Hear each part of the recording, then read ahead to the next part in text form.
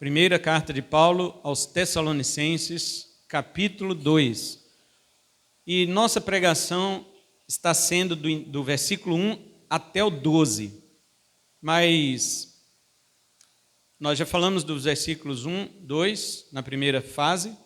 Na segunda fase nós falamos do versículo 3. E hoje eu quero ver se eu encerro do versículo 4 ao 6. Portanto, vamos ler os versículos 4 ao 6. Diz assim: pelo contrário, visto que fomos aprovados por Deus, a ponto de nos confiar Ele o Evangelho, assim falamos, não para que agrademos a homens, e sim a Deus, que prova o nosso coração. A verdade é que nunca usamos de linguagem de bajulação, como sabeis, nem de intuitos gananciosos. Deus disto é testemunha. Também jamais andamos buscando glória de homens, nem de vós e nem de outros. Amém? Podeis sentar, irmãos. Nós vamos falar hoje sobre, continuar, na verdade, falando sobre o tema da semana passada. O tema da semana passada, ou aliás, o tema do capítulo 2, do 1 até o versículo 12, é que o apóstolo Paulo ele está colocando as justificativas de um verdadeiro apostolado. Para começar, deixe-me relembrar aos irmãos de uma coisa. Não existe apóstolo hoje. Não existe, não adianta.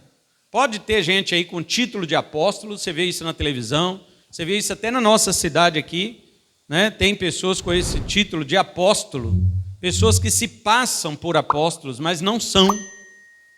Jesus Cristo falou com a igreja de Éfeso, lá em Apocalipse capítulo 2, ele diz assim: eu tenho a teu favor, igreja de Éfeso, que você coloca à prova os que se dizem apóstolos e não são, mas são mentirosos. A igreja verdadeira do Senhor Jesus, ela tem que ser uma igreja criteriosa. Ela não pode admitir, ela não pode aceitar esse neo-apostolado que estamos vendo em nossos dias. Então esse é o título que estamos tratando no capítulo 2, do 1 ao 12. Mas nós separamos isto em 3 partes. E a primeira parte que nós vimos, nos versículos 1 e 2, é que o verdadeiro apostolado que está na Bíblia, e não em nossos dias, o verdadeiro apostolado, ele permanece pregando a palavra, fazendo a vontade de Deus, apesar das perseguições.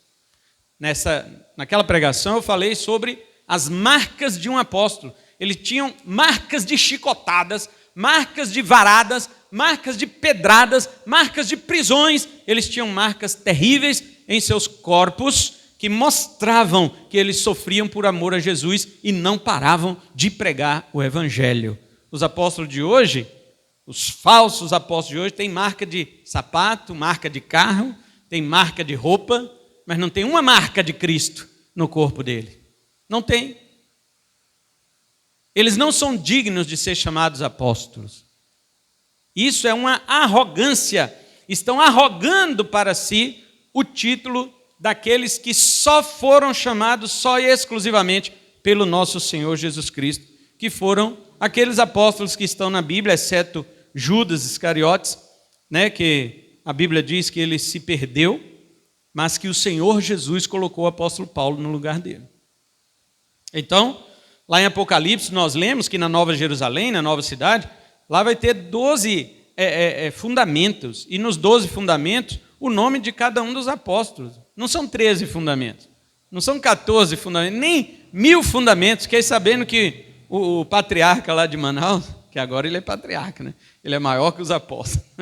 O patriarca lá de Manaus, quando foi ungir os apóstolos, ele ungiu 1000 apóstolos num dia só. Imagina essa praga espalhada no Brasil, irmãos. Isso é uma praga. Praga você não precisa plantar. Praga vem sozinha. Eu falo isso toda vez que eu olho para lá para casa e vejo aqueles matos crescendo. Eu não plantei mato aí. Agora as plantas que eu plantei estão lá. Difícil de dar um coco, pé de coco lá. Tem 10 anos. Ele nunca deu, não vou nem falar nada com ele mais não. Mas mato é toda hora. Agora imagina plantado, imagina esse negócio semeado, espalhado pelo Brasil. Nós já falamos disso, né? Agora no versículos 2 e 3, o que nós falamos é que Paulo se defende das acusações que faziam para ele que ele era um homem, né, que pregava mentira, que tinha interesses impuros e que ele estava ali falando, ganhando o povo no papo, né, na conversa, para tirar dinheiro deles. E Paulo se defende dessas acusações, né? Então é disso que nós estamos falando. O verdadeiro apostolado, ou o verdadeiro enviado, o verdadeiro chamado de Deus para pregar o evangelho, ele não trabalha com interesses escusos. É isso que estamos falando. Começamos semana passada no verso 2 e 3 e hoje vamos falar do 4. Paulo ainda está defendendo essa tese, que o verdadeiro enviado de Deus não usa o evangelho com interesses escusos. Talvez você tenha visto muito do que se chama evangelho por aí na televisão, através de algumas igrejas que são muito conhecidas em nosso país. Eu quero dizer para você que aquilo lá não é igreja. Tem nome de igreja, mas não é. O que adianta? Jesus também falou isso nas cartas lá do Apocalipse, 7 cartas do Apocalipse. Jesus falou assim: eles têm nome de igreja, mas são sinagoga de Satanás. Jesus não... Irmão, vocês estão achando que eu pego pesado quando eu prego? Vocês têm que ler Jesus falando. Vocês têm que ler Paulo falando. Vocês vão ver o que é pegar pesado. Jesus simplesmente chama as falsas igrejas de sinagoga de Satanás. E ainda diz assim: eles têm um trono em que Satanás habita. Quem fala isso é Jesus. Não é aquele italiano bonitinho que está lá na parede, né? Aquele cabelão, o zoião azul. Não é não. É o Jesus que em Apocalipse diz que tem olhos como chamas de fogo e que conhece e sonda os corações de todo mundo. É esse aí. É diante dele que um dia vamos nos encontrar e prestar contas de tudo. Sabe o que o mesmo Jesus disse uma vez? Toda e qualquer palavra ociosa que os homens disseram vão prestar conta delas nos dias do juízo. Até palavra os homens vão ter que prestar conta no dia do juízo. Imagina as ações. Então, tira da sua cabeça esse negócio de que tudo isso que você vê na televisão é igreja. Eu estou para dizer que quase tudo que você vê na televisão não é igreja. Não é. Pois bem, agora, Paulo está defendendo a tese de que os verdadeiros pastores, a verdadeira igreja, os verdadeiros enviados de Jesus, não usam o evangelho com interesse escuso, com interesses maus, né? Interesses próprios que acabam fazendo outros de fora tropeçar. No versículo 4, Paulo diz assim, ele vai explicar por que ele não é desses enganadores. Presta atenção. Paulo explica no versículo 4 por que ele não é aquele enganador que as pessoas estão acusando ele lá em Tessalônica. Ele diz, por que eu não sou desses? Ele diz assim no versículo 4, eu fui aprovado por Deus. Eu fui aprovado por Deus, a ponto dele ter me confiado o Evangelho. O Evangelho. E assim nós falamos, não para agradar homens. Quem não é aprovado por Deus e usa o evangelho com interesses escusos, interesses sujos, ele fala para agradar você. Quem tem compromisso com a verdade do evangelho, ele não fala para agradar homens, ele agrada a Deus que o chamou para pregar. Se o povo gostou ou não gostou, isso aí é irrelevante. Ele quer saber se ele está sendo honesto com a palavra de Deus. Agora deixe-me falar também um adendo aqui, um detalhe aqui. Tem muitos que sobem no púlpito e descem a lenha no povo, eles são mal educados com o povo, certo? Eles são moralistas, é diferente de você pregar a palavra de Deus. Ser moralista, se coloca melhor do que todo mundo, diz que você é isso, você é aquilo, você precisa se converter, ser isso e aquilo. Não, não é disso também. Teve até um ponto em que aconteceu num grupo de obreiros da nossa igreja, que foi postado uma parte de um vídeo, né? Esse negócio de TikTok é só isso mesmo, TikTok, acabou. Aí colocaram a parte de um vídeo de um pregador que subiu ao púlpito e ele disse o seguinte, que era para todo mundo ficar quieto, essas crianças e pessoal que está andando para lá e para cá, senta quieto no seu lugar, sabe, todo mal educado assim com as pessoas. Ele era convidado. Ele era convidado e começou a chamar a atenção das pessoas da igreja que convidou ele, olha só. E começou a descer a lenha e falou um monte de coisa. Ele falou, mas falou pesado. E disse que quem não gostar vai embora agora. Você quer levantar para tomar água? Levanta agora, vai lá beber água, vai no banheiro agora. Porque agora, depois disso, a palavra de Deus tem que ficar quieto no seu lugar.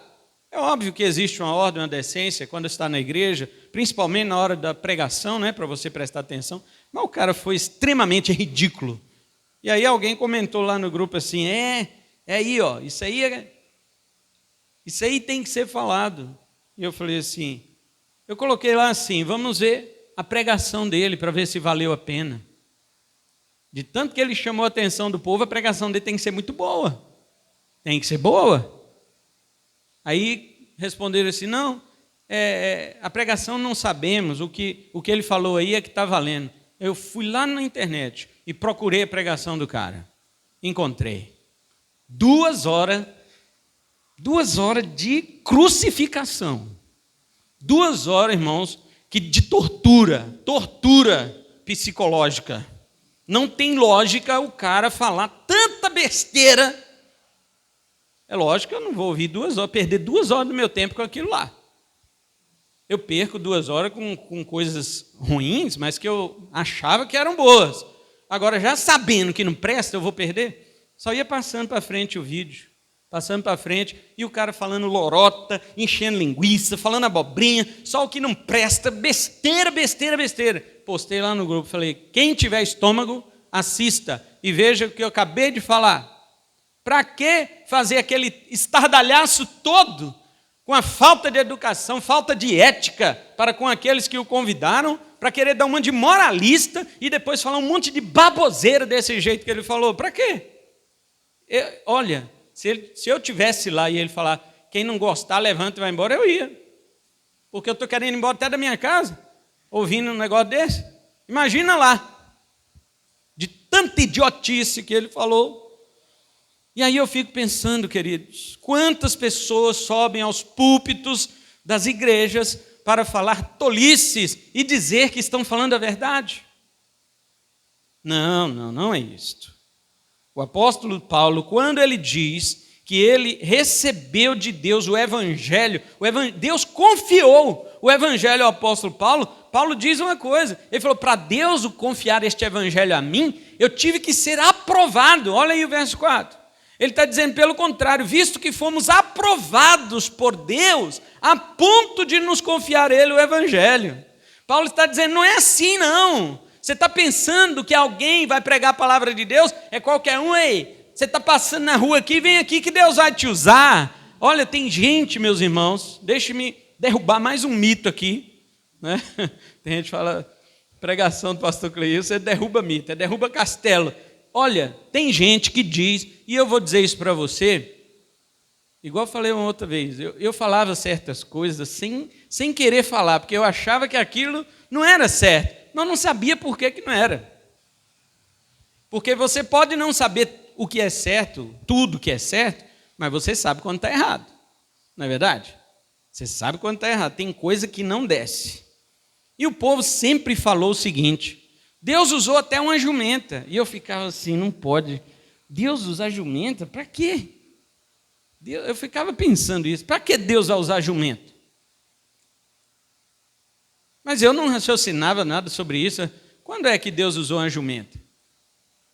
Para falar com Balaão. Eu falei, tá bom, vamos ler o texto. Fui lá em Números, né? Capítulo 22. E comecei a ler o texto lá. E num dado momento, Deus já havia falado com Balaão em sonhos. Depois, Balaão resolve... Né? Primeira aparição de Deus para ele no sonho foi porque fizeram uma proposta para ele. Se você for lá amaldiçoar o povo de Deus, o rei vai te dar muita riqueza. Aí Balaão ficou interessado na riqueza. Outro mito, Balaão não era profeta de Deus não, tá? Tem um monte de pregador falando essa besteira aí. Balaão era midianita, ele era pagão, ele era um adivinho, ele não era um profeta de Deus. Ele era um agoureiro, um homem que olhava para as cartas, ele era cartomante, ele era necromante, ele era hidromante, aquele que olha para a água, né, para ver o que vai sair dali. Ele era um adivinho, ele era pagão, é isso que Balaão era. Tem gente que fala que ele é profeta de Deus, não era. Os profetas de Deus estavam em Israel, um homem chamado Moisés. Ele era o profeta de Deus. Certo? Muito bem. Balaão ficou interessado na riqueza e falou assim, tá bom, vamos amaldiçoar esse povo. Subiu na montanha, os irmãos sabem a história, tentou amaldiçoar. Aliás, antes dele ir, ele dormiu naquela noite e Deus apareceu num sonho para ele e falou assim, Balaão, você não vai amaldiçoar esse povo, porque é meu povo, eu tenho abençoado. Quem é que pode amaldiçoar aquele que eu abençoei? Aí Balaão acordou e falou assim com os homens, né? Ó, gente, pode ir embora com os presentes, que o Deus do povo não deixou eu amaldiçoar. Os caras foram embora, chegaram no rei, contaram a história, e o rei falou para eles assim, mas vocês são ruins de negócio, hein? O cara falou, e vocês vieram embora? Aumenta o presente, aumenta a proposta. Eles voltaram com mais presente para Balaão. E chegaram lá, na hora que Balaão viu aquele monte de presente. E aí ele, ó Balaão, o rei falou que você amaldiçoou o povo, ele vai te dar mais presente ainda.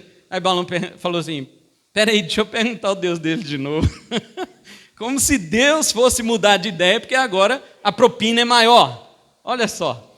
E agora ele vai e ora a Deus e fala, e aí, Senhor? O Senhor está vendo o presente? Olha, o negócio está ficando bom, aumentou. Eu ia ganhar um Fusca, agora eu vou ganhar um Corolla. Olha só o que eles estão me oferecendo.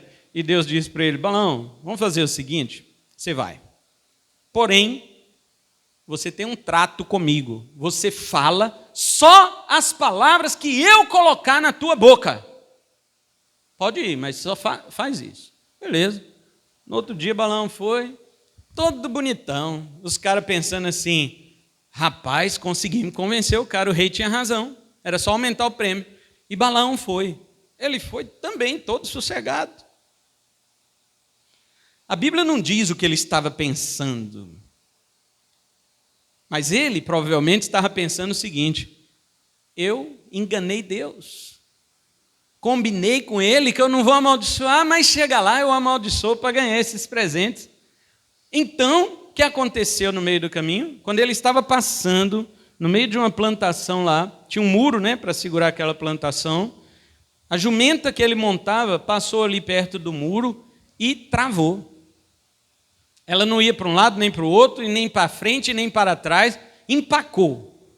A jumenta empacou e escorou o pé dele no muro. Ela escorou o pé dele no muro e começou a apertar. E ele bateu nela. Bateu uma vez e ela apertou ele mais, travou. Ela não andou mais. E depois ele bateu de novo, 3 vezes ele bateu na jumenta. E então a Bíblia diz o seguinte, Deus abriu a boca da jumenta. A Bíblia não diz que Deus usou a jumenta. A Bíblia diz que Deus abriu a boca dela para ela falar como um ser humano.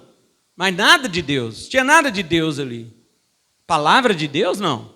Deus fez o milagre de abrir a boca dela para que ela falasse como um ser humano.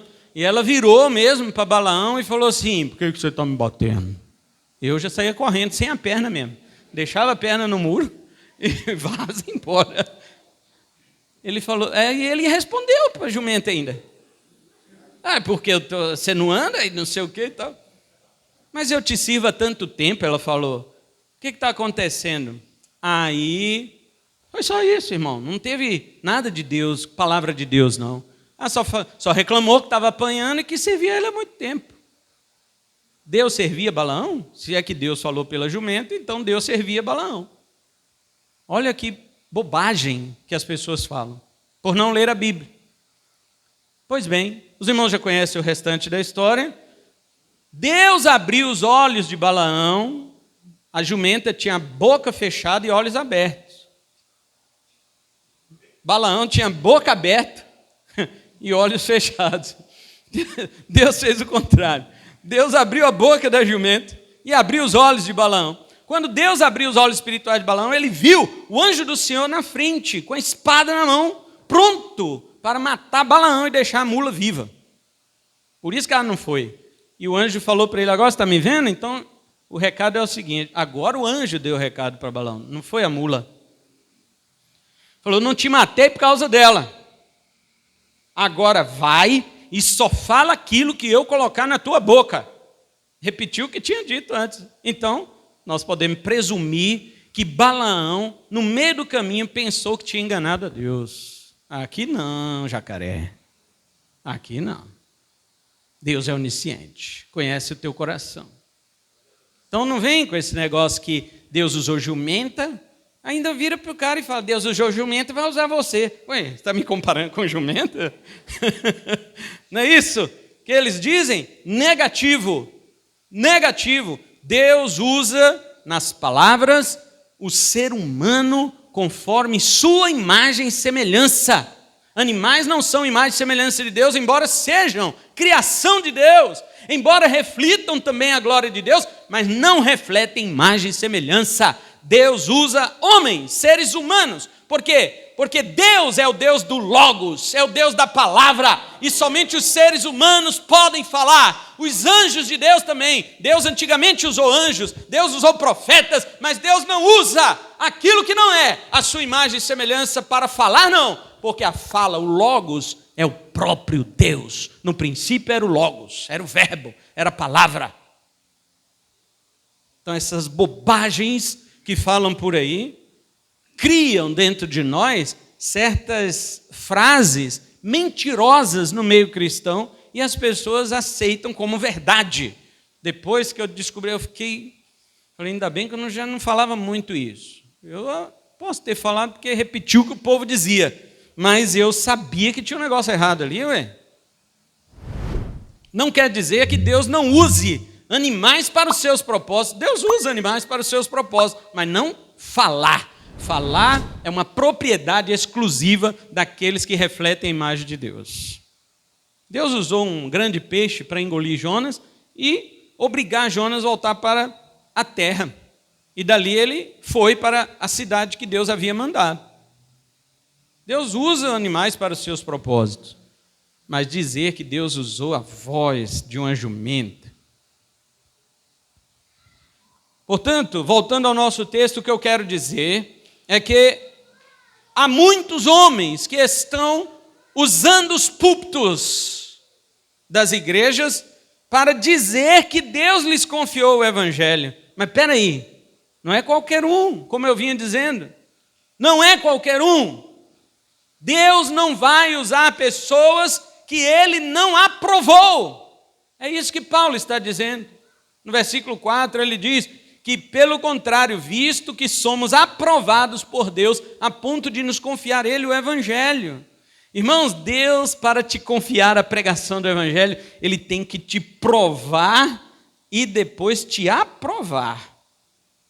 Este é um privilégio, mas é uma responsabilidade. Nós devemos pensar muito profundamente sobre isso. Como pode Deus, o ser perfeito que Ele é, em tudo, desde sua essência até seus atributos? Deus é perfeito em suas palavras. Deus é perfeito em suas obras. Como pode Deus conceder a homens imperfeitos a prerrogativa de falar da sua perfeita palavra? Como pode Deus perfeito, com palavra perfeita, confiar esta palavra perfeita a um homem imperfeito, para que este homem imperfeito fale as palavras perfeitas de Deus para o povo de Deus, para aperfeiçoar o povo de Deus? Você está vendo como são as coisas? O evangelho de nosso Deus é um privilégio. Paulo diz, nós temos esse tesouro em um vaso de barro.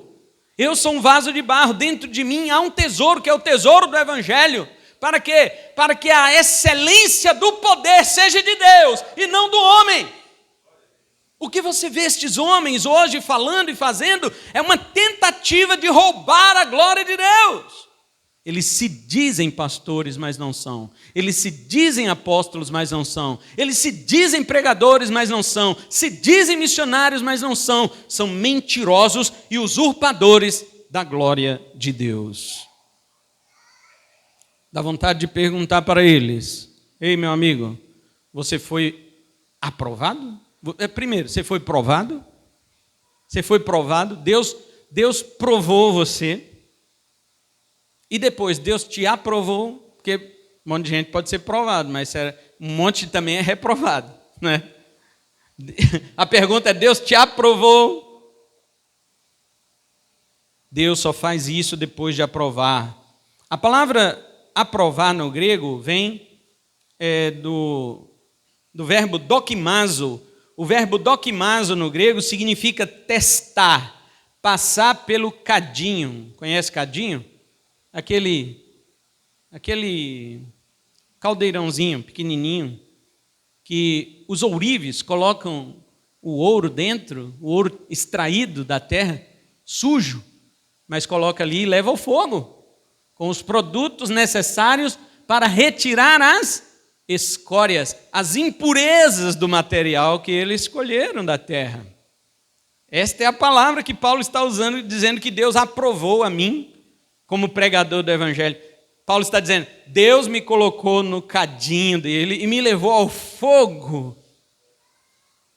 para retirar as impurezas, para que eu pudesse ser aprovado. Depois que eu saí do fogo de Deus, Deus olhou para mim e falou: agora você pode ir pregar meu evangelho. Você está achando que é assim? É qualquer um? Está achando que Deus usou jumento ainda? Meus queridos, não. Para você pregar o evangelho, em primeiro lugar, você precisa se converter, nascer de novo. Você precisa ser uma nova criatura. Segundo, para você pregar o evangelho a toda criatura, isso é papel de todo crente. Eu estou me referindo ao que Paulo está falando aqui, que é subir ao púlpito e pregar para o povo de Deus, falar do ensino da palavra. Isso Deus chamou alguns para fazer, não todos, alguns. Em Efésios capítulo 4, versículo 11 está escrito: e ele mesmo concedeu uns para apóstolos, outros para profetas, outros para evangelistas e outros para pastores e mestres. Ele não diz concedeu a todos. Nós estávamos conversando hoje isso, né, irmão Gemiro? Estávamos falando isso. O cara sobe no monte, ele sobe no monte, crente, e volta pastor. Diz ele que Deus revelou lá no monte que ele ia ser pastor. E quando ele volta, ele fala, eu agora sou pastor. Mas por quê? Porque eu fui no monte e Deus me revelou que eu ia ser pastor. E a igreja aceita. Ah, meus irmãos. A nossa não. A nossa igreja não aceita, não. O povo aceita, mas nós não. Primeiro, para você ser um pastor, você tem que estar em uma igreja. Você já tem que ser convertido há longo tempo. Você já tem que ter experiência de vida cristã. Segundo, você tem que ter os chamados de Deus, as qualificações que Paulo coloca para Timóteo. 1 Timóteo capítulo 3. O bispo, o presbítero ou pastor, que na Bíblia é a mesma coisa, ele tem que ter aquelas qualificações que Paulo escreve em 1 Timóteo 3. Ele tem que ser, entre outras coisas, apto para ensinar. Como alguém pode ser um pastor se ele não tem condições de ensinar a igreja? Ah, pastor, mas Deus chamou alguns pastores só para administrar a igreja. Então seja administrador, não seja pastor. Não, Deus chamou alguns pastores só para orar pelos enfermos. Então vai orar, não seja pastor. Porque para ser pastor precisa de estar nas qualificações que a Bíblia determina. Se não estiver, vai fazer outra coisa no reino de Deus. Tem muita coisa para fazer. E Paulo diz: Deus me provou, me aprovou e então me confiou o evangelho. Meus queridos, agora, uma coisa interessante que não aparece aqui na nossa Bíblia, pelo contrário, visto que fomos aprovados por Deus. Aqui está por, né, que é uma preposição. No grego, esta preposição aqui, por, é debaixo. Não é fomos aprovados por Deus. Paulo diz, fomos aprovados debaixo de Deus. Debaixo de Deus. Se fôssemos traduzir como está literalmente no original grego, seria isso. Deus passou Paulo pelo forno da provação, retirou Paulo dali aprovado, e a aprovação de Paulo rendeu-lhe o privilégio de ser fiel depositário do Evangelho de Deus. Mas isso, preste atenção, mesmo, estamos falando de apóstolo Paulo, mesmo Paulo sendo provado, aprovado e confiado a ele o Evangelho de Deus, isso não lhe dava o direito de fazer o que ele bem entendesse com o evangelho que lhe fora confiado. Não lhe dava.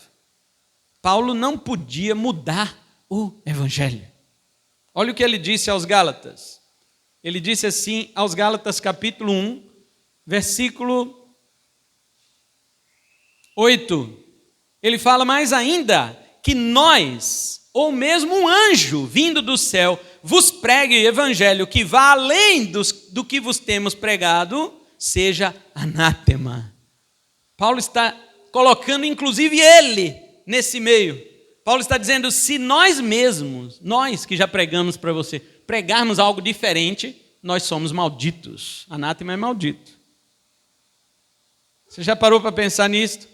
E Paulo coloca ainda um anjo do céu, que desça um anjo do céu e apareça neste lugar, aqui, no meu lugar, e comece a usar este microfone e dizer um evangelho para vocês, diferente deste que nós estamos pregando. Este não é um anjo de Deus, é um anjo maldito de Satanás, e tem que ir embora em nome de Jesus. Porque tem crente que é assim, se ele tiver visão de um anjo, ele já vai adorando, ele já cai de joelho e já vai adorando, porque está brilhando. Está brilhando, ele fala, é anjo de Deus, está brilhando. Anjo do diabo não brilha, porque é de trevas. Pois olha só o que Paulo diz em 2 Coríntios, capítulo 11, e o versículo 14. Ele diz, e não é de admirar, porque o próprio Satanás se transforma em anjo de luz. E aí? Então quer dizer que se um anjo do diabo se transformar em anjo de luz e aparecer no meu quarto de noite, sabe para lá, capeta? Aparecer no meu quarto de noite brilhando, eu vou cair de joelho? Negativo. Eu quero saber o que ele tem a dizer, e é baseado no que ele tem a dizer que eu vou saber se é outro evangelho ou não. Porque o diabo nunca faz as coisas perfeitas, ele sempre deixa o rabinho dele de fora. Em tudo que ele faz, muitos de nós que não queremos perceber. Porque muitas dessas coisas agradam ao homem, e por falar em agradar ao homem, olha o que Paulo está dizendo aqui. No final do versículo 4, Deus nos confiou o evangelho, e assim falamos, não para que agrademos a homens, e sim a Deus que prova o nosso coração.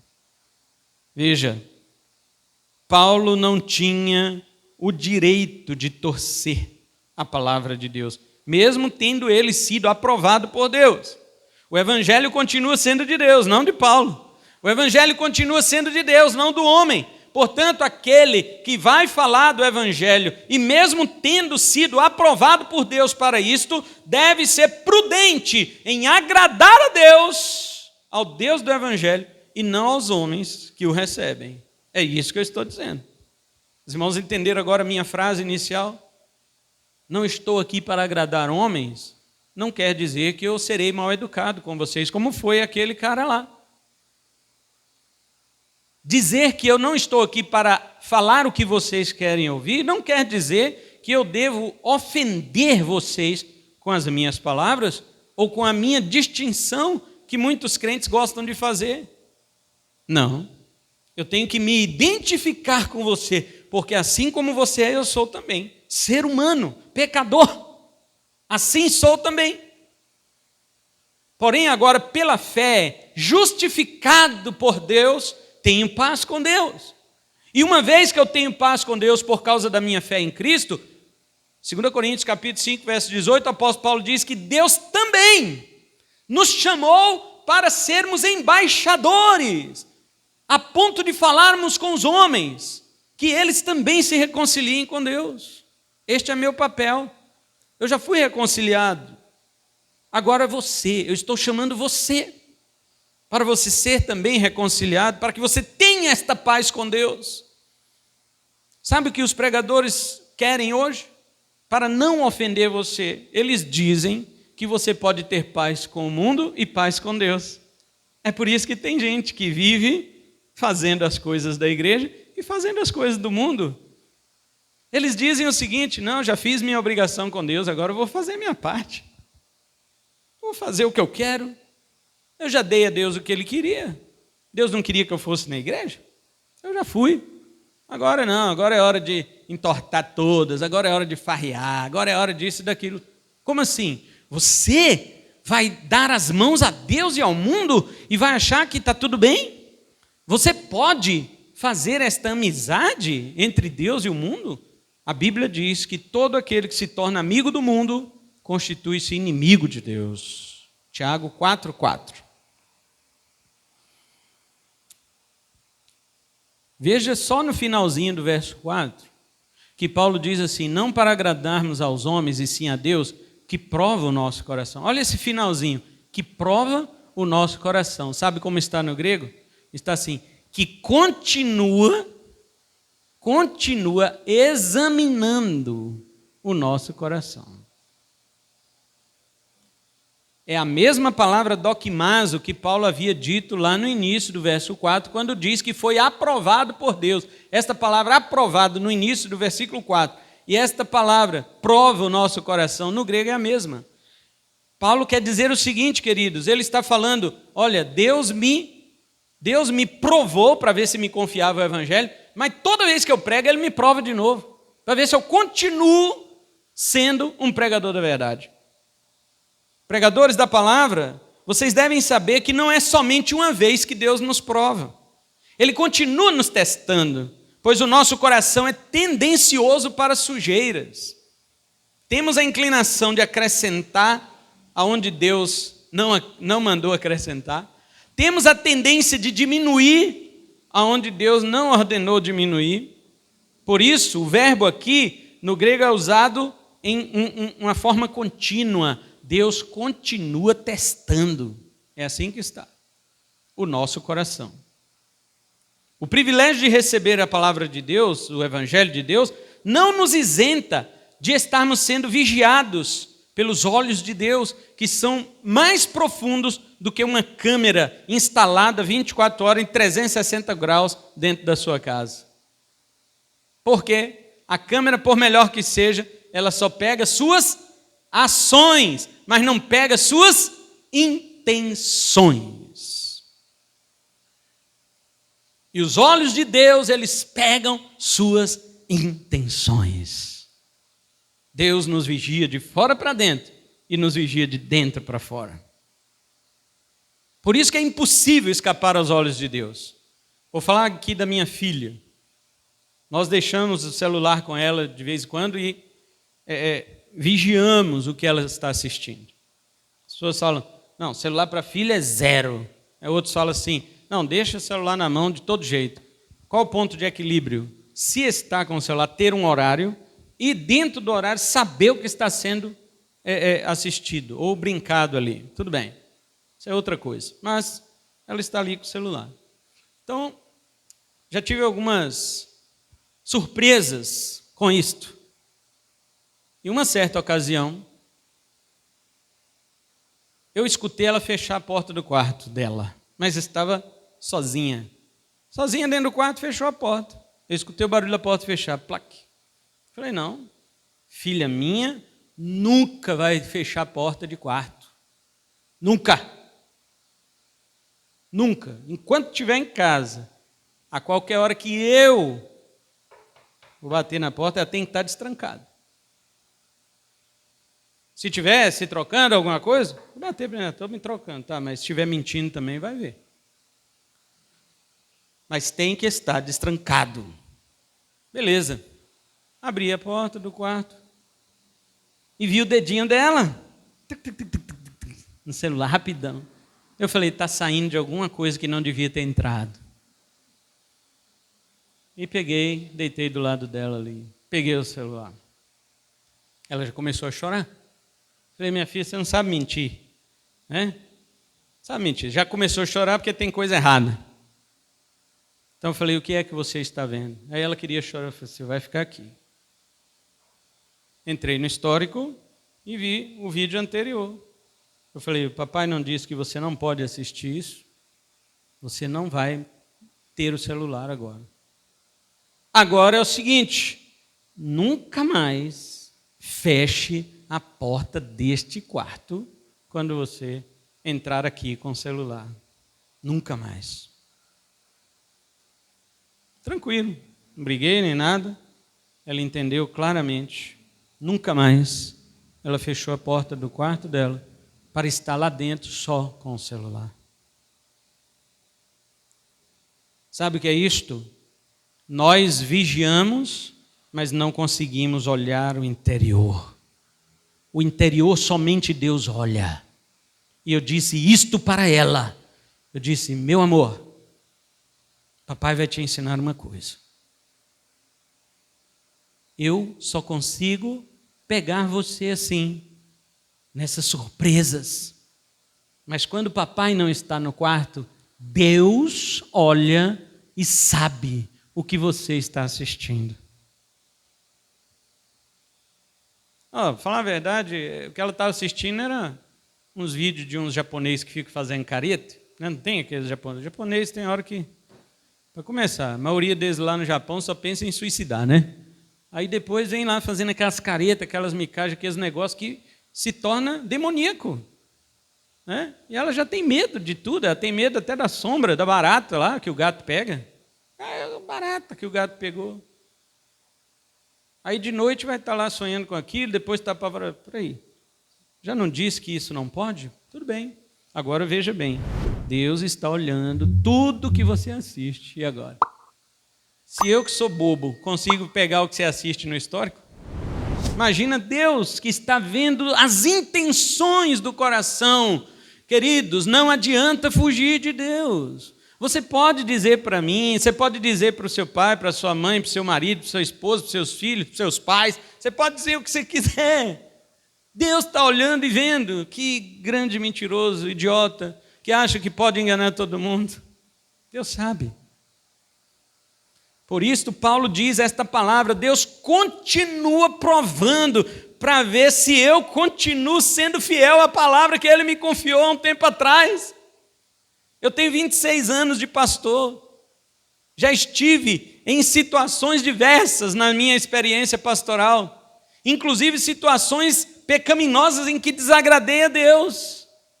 Porém, um temor até exagerado da minha parte nunca brinque com a palavra de Deus que você transmite no púlpito. Nunca, nunca. Esta palavra não te pertence, ela pertence a Deus. Esta palavra é fiel, é fiel. Se você não é fiel, se eu não sou fiel em outras áreas da minha vida, na área da palavra de Deus eu tenho que ser. Eu tenho, porque não é minha. Eu estou aqui debaixo de uma responsabilidade que Deus me concedeu por um grande privilégio de falar a verdade da palavra dele, sem esconder absolutamente nada da palavra de Deus.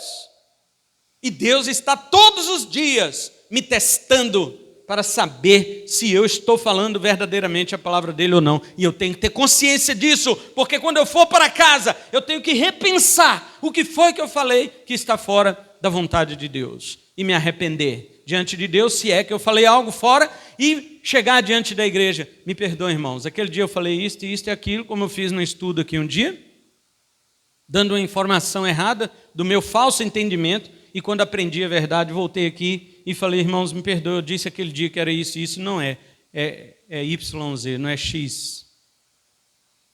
Porque esta palavra não é minha. Agora nós temos essa inclinação, né?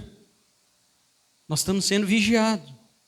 O pregador não tem o direito de torcer a palavra de Deus para o seu proveito. E nem para a satisfação do ouvinte. É um desafio você fazer isso, é uma afronta. O que essas pessoas estão fazendo hoje com a palavra de Deus. Eles não sabem o que lhes espera. Deus é fiel na sua palavra. Nós não podemos dizer o que Deus não disse e não podemos omitir o que Ele disse. Tem gente que fala assim, não vamos pregar sobre inferno, porque as pessoas não gostam de ouvir sobre inferno. Mas se no texto da Bíblia estiver falando sobre inferno, vai ter que pregar, ué. Gostando ou não. Está escrito, se a Bíblia é verdade, então vou ter que falar do que está nela. Tem muitos que nem aprovados foram por Deus e usurparam os púlpitos para tagarelar as suas próprias palavras em nome de Deus. Outros começaram bem, mas depois de serem aprovados, na sequência do exame, Deus os encontrou em falta. De fato, é um privilégio anunciar a palavra de Deus, mas veja, é uma grande responsabilidade. Você está tratando com algo inerrante. A Bíblia é inerrante. A Bíblia é infalível e nós somos falíveis. Agora, como que isso se encaixa? E eu encerro aqui o verso 4, né? Eu queria ir até o 6, mas não deu. Eu encerro aqui o versículo 4. Como que isso se encaixa?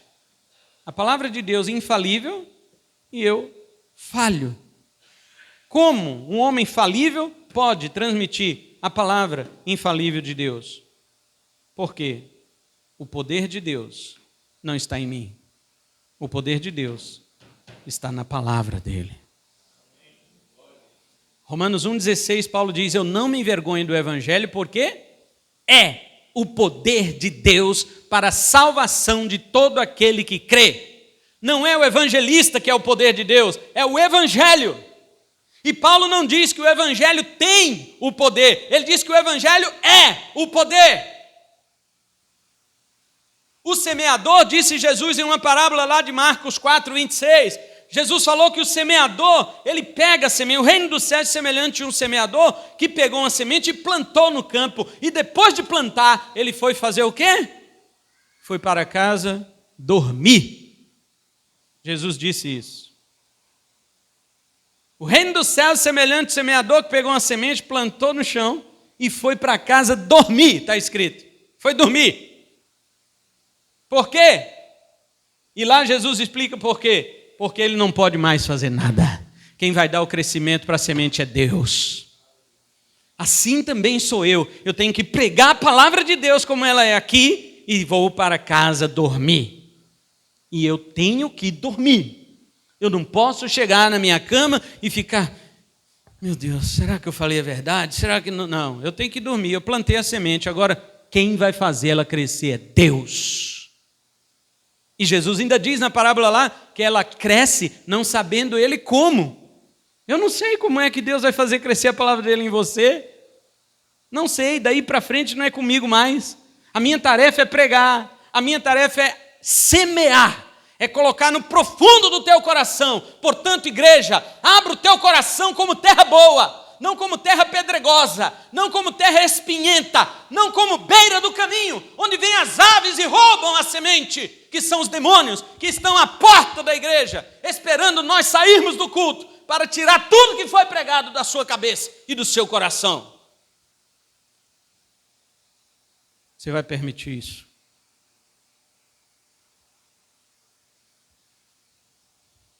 Esta é a palavra do evangelho que Deus confiou a homens falhos. Não olhe para mim, olhe para a palavra de Deus que eu estou pregando. Em mim você vai encontrar falha, mas na palavra você não vai. Eu posso, na minha falha, servir de tropeço para você. E Jesus cobrará isso de mim. Mas Ele também cobrará de você, caso você use a minha falha como desculpa para você não vir a Ele. No dia do juízo Ele vai te perguntar: e aí, ouviu minha palavra? Aquele sorrisão dele querendo condenar. Ouviu minha palavra? Aí você vai dizer: ouvi. E aí, por que você não veio a mim? Por que você não entregou sua vida a mim? E você vai dizer: porque aquele pastor, ele não vivia o que ele pregava. Aquele pastor fazia coisas erradas. E ele vai te perguntar: eu não estou falando do pastor. Eu estou falando primeiro com você. E segundo, do que você ouviu. Porque o que salva é a palavra, não é o pastor. E aí, ele falou alguma coisa errada? Aí você: não falou nada errado. Então você será julgado pela palavra que ele falou. João 12:48. Jesus disse: se alguém ouve a minha palavra e não crê, não sou eu que o julgo, Mas a palavra que eu tenho dito, essa julgará no último dia. Agora, comigo ele vai tratar. Fala, vem aqui, por que você não deu exemplo? Por que você serviu de pedra de tropeço para aquele lá, que eu acabei de jogar no inferno? Acabei de jogar no inferno. Falei para ele assim, pega teu saquinho de enxofre e escorrega lá para baixo. Por que você deu mau exemplo para ele? Você sabia que é por sua causa que ele está indo para lá? Ou uma das causas, né? A causa humana. A causa humana é essa. O teu tropeço foi este. Ou o teu escândalo que serviu como tropeço para ele. E agora? O que eu vou responder diante de Jesus? Ah, Senhor, mas eu preguei a verdade. Não interessa. Eu não te chamei só para pregar a verdade. Eu te chamei para pregar a verdade e para viver a verdade que você pregava. Queridos, não vai ser fácil. Portanto, é agora. A hora é esta. O momento é este em que eu e você devemos colocar nossa vida no altar de Deus. Colocar a nossa vida debaixo dos parâmetros da palavra da verdade que é pregada, para que você e eu sejamos avaliados agora por ela. Dokimazo, lembre desta palavra no grego. Dokimazo é colocar no cadinho o ouro todo sujo e levá-lo ao fogo. Levar até a hora de toda a sujeira ter saído, para você sair de lá aprovado por Deus, para você sair de lá valioso de Deus. Que o Senhor nos abençoe com a sua palavra aqui nesta noite, em nome de Jesus. Se você é um pregador, guarde isso que eu acabei de falar. E se você é um ouvinte, você também precisa guardar estas coisas. Porque é este evangelho que salva. Amém? Vamos colocar em pé e vamos orar ao Senhor, agradecendo a Deus pelo culto desta noite.